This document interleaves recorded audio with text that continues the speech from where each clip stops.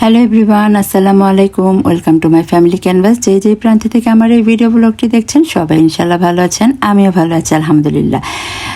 Last ফ্রাইডেতে গিয়েছিলাম মার বাড়িতে, ইফতারি দাওয়াত ছিল।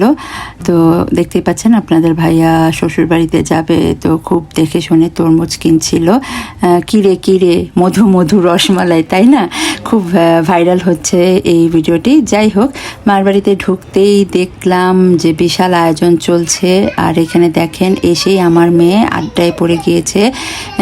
এই তো আমার ভাইয়ের মেয়েদের সাথে আমাদের 3 রাজকন্যা, দেখতেই পাচ্ছেন। খুব আনন্দ তাদের, আজকে সবাই একসাথে ইফতারি করবে, আড্ডা দিবে। তো যাই হোক, আজকের ব্লগটিতে শুধু দেখবেন খানা দানা আর কি, এই আয়োজন চলছে। আমার ভাইয়ের বউ জানেন বরাবরই খুব ভালো রান্না করতে পারে, সব কিছু একা হাতেই আয়োজন করেছে। আমি জাস্ট একটু হেল্প করছিলাম, ফ্রুটগুলো কেটে দিচ্ছিলাম, যেহেতু অনেক বেশি আয়োজন।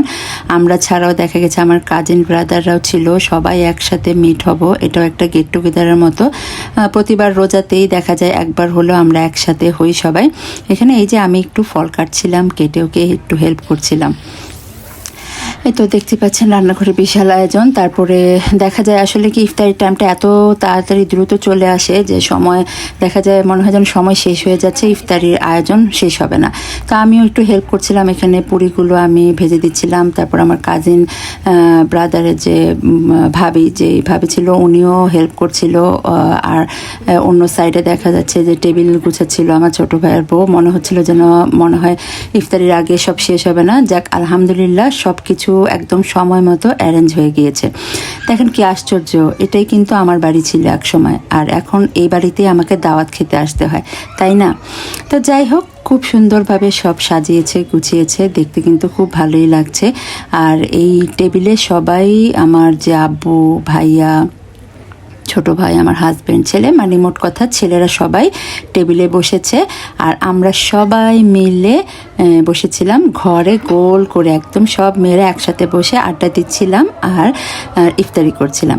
কি দেখতে খুব ভালো লাগছে না? আসলে এই আনন্দটার কোনো শেষ নেই আর পরিসীমাও নেই।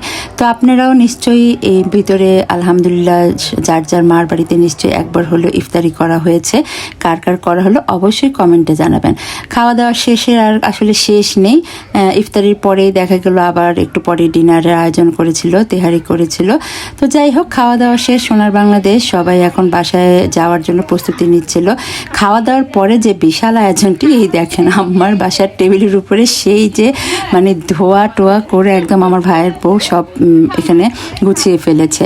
তো যাই হোক, আমার আজকের এই ভিডিওটি যদি ভালো লাগে অবশ্যই লাইক কমেন্ট শেয়ার করবেন। সে পর্যন্ত সবাই ভালো থাকেন, সুস্থ থাকেন, আল্লাহ হাফেজ।